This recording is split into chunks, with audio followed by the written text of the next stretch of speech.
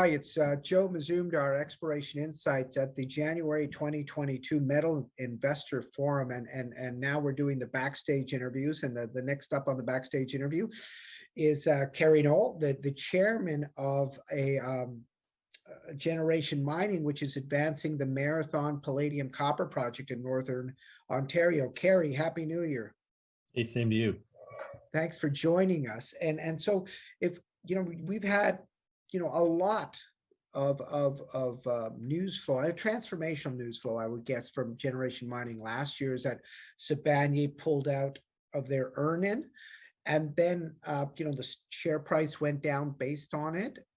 But then towards the end of the year, you pulled off a very positive streaming deal, which gave you, a significant amount of capital upfront, and the cost of capital was much lower than people's estimates. Can you talk about that? Sure. So we did a streaming deal with Wheaton Precious Metals for $240 million. And coincidentally, that was pretty much the amount that Sibanye would have had to put up to back in, but that would have cost us 31% of the project. And doing the deal with Wheaton is basically replacing the money from Sibanye, but at a much, much lower cost to us. We're now owning 100% of the project, and we still have that money available. So it's a big deal. Let's highlight the fact that your share price dropped that much because people were imposing a lot of financing risk to you. And you basically got around that financing risk with this deal, but still your share price hasn't come back to that level. Well, the whole precious metals market, I think that the juniors have been suffering, but and we're getting caught a little bit in that downdraft. But the main thing that has happened here is that we've given credibility to the project with that Wheaton deal. If we didn't have it already in some people's eyes, the deal with Wheaton, I mean, Wheaton doesn't just look at your feasibility study and write you a check. They sent a crew of people up to the site. They met with the First Nations. They met with the town council. They met. They re-assayed hundreds and hundreds of pieces of core. They really, really did their homework on this. They interviewed the people. They wanted to know who our team was. They got to know our team. It was a 5-month process, and they chose to give us, and we're getting a big chunk, $40 million up front. Before we've even got our permits in hand. So that gives you an idea of the confidence that they have in this project. Well, the other thing is how much, in terms of how much it costs you. I mean, in terms of the cost of capital, normally for these streaming deals could be up towards 15%. But from what my calculations and your calculations, I get an internal rate of return for Wheaton of about 5 to 6%. I mean, granted, depending on the prices that you use. And because of that, our internal rate of return on this project goes from 30 to 38%. Right. And your levered number, fully financed number. Wheaton, they did. I mean, the proposal we got from them originally, it was a surprise to us, to be honest. And it's a very, very good streaming deal. The cost of those streaming deals is very, very competitive these days. It's a really good time to be the receiver of funds in that market. Yeah, and we just saw them do another deal in Ecuador with Adventus on their Curipamba project, which I visited several years ago, and they had been involved with that project for several years.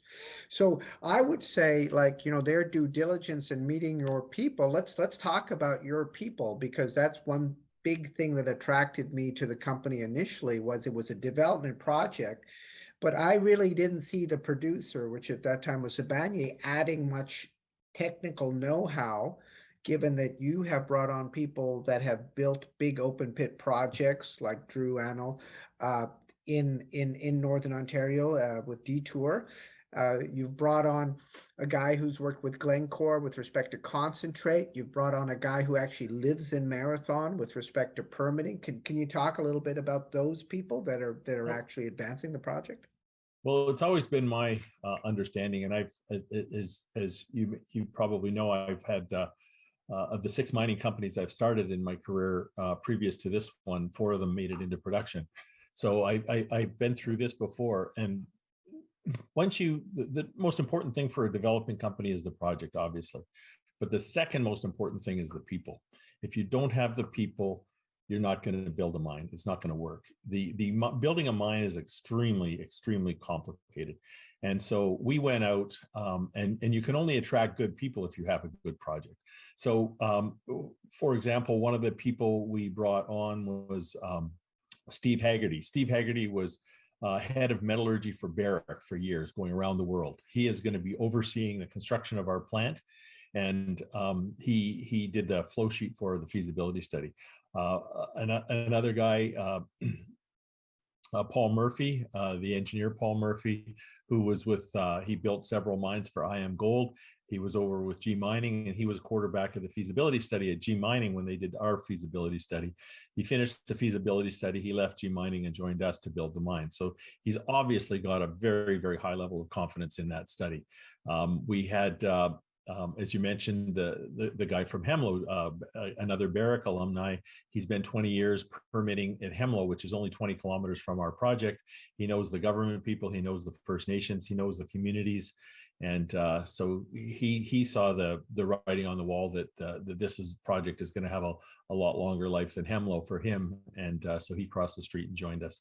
And on and on and on. We've got a really solid team. We're still building. We've got one or two more additions, but then the team will be complete, the team to build this mine.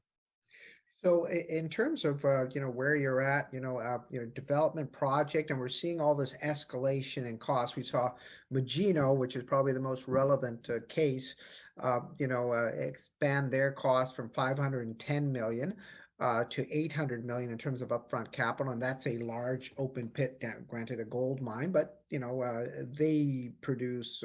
Their end product is gold, whereas you're producing a concentrate. Can you talk about how you're mitigating the risk of cost escalation, or why, Marathon might be different than some of these other ones that are blowing out? Yeah, there's a few reasons. One is that certainly their feasibility study and Côté's feasibility study were several years ago, whereas ours was only 10 months ago. So it's a lot more current. Second of all, we are very fortunate as to where we are. The infrastructure is already there. A lot of the costs that they're talking about are infrastructure related. For example, Magino is having to put in a power plant now and deal with that.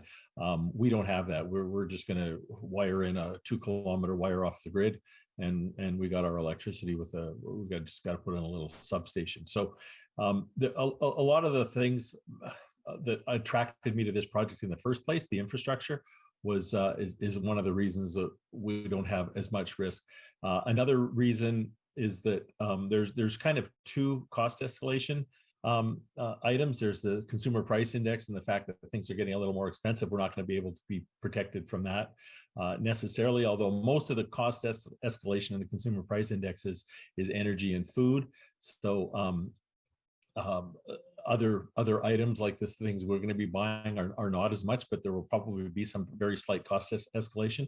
But there's no scope changes. We're not planning to do anything differently from the feasibility study. And I think a lot of those other mines that had the cost escalations had big scope changes. So we have no intention of doing that. We can't make it any bigger. Our permits aren't going to allow us to do it.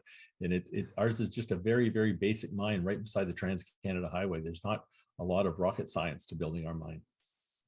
Okay, so in terms of a potential shareholder or a current shareholder, like what should we see from this from Newsflow? Because development projects, the Newsflow doesn't tend to be as as much as maybe an exploration story or a quarterly producing story. So what should we expect over the next 6 to 12 months here from Generation?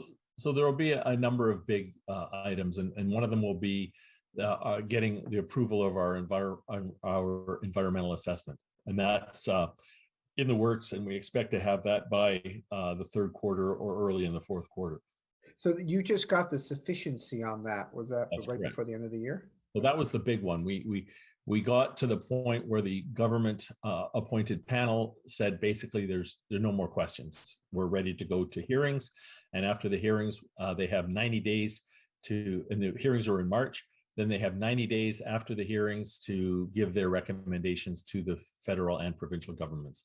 And those two governments have 120 days to give us the answer. And we've asked them if they could give us the answer sooner because we want to get building.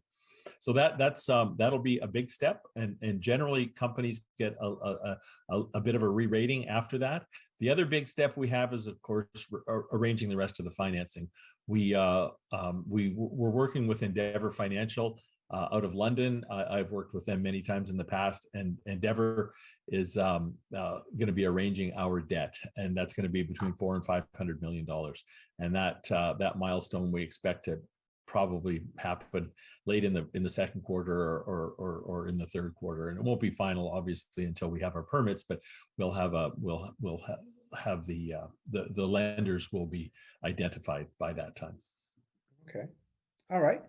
Well, that's great. I think that we're running out of time, so thank you very much, Kerry. Appreciate it. That was Generation Mining Chairman Kerry Knoll talking about the Marathon Palladium-Copper project in Northern Ontario. And it's Joe Mazumdar, Exploration Insights at the January 22 Metal Investment Forum. So thank you for joining us, and we'll see you next time.